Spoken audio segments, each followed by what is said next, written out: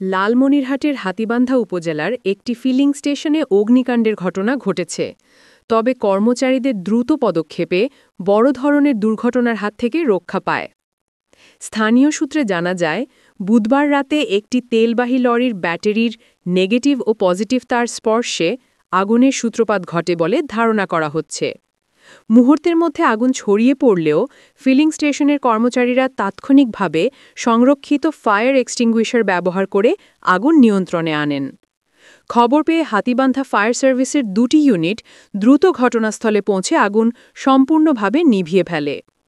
Fire সার্ভিসের team leader Harishchandra Barman বলেন, প্রাথমিকভাবে ধারণা করা হচ্ছে লরির নেগেটিভ ও পজিটিভ তার একত্রিত হয়ে শর্ট সার্কিটের মাধ্যমে অগ্নিকাণ্ডের ঘটনা ঘটে। এই ঘটনায় কোনো হতাহতের খবর পাওয়া যায়নি। Public Bangla, Lalmonirhat. Leader Harishchandra Barman, Hatibandha fire station. তো আমরা ডিউটিম্যানের কাছে জানতে পাই যে হাতীবান্ধা ফায়ার স্টেশনে আগুন লাগছে।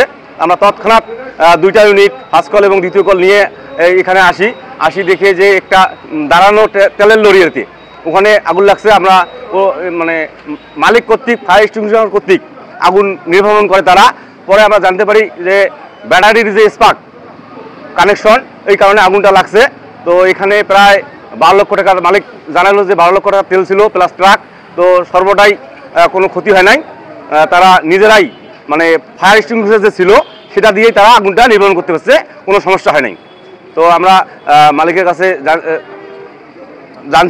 জানে যে তাদের তেমন কোনো ক্ষতি হয় নাই, তা আগুনটা তারা নিজেরাই নির্বাপন করতে পারছে।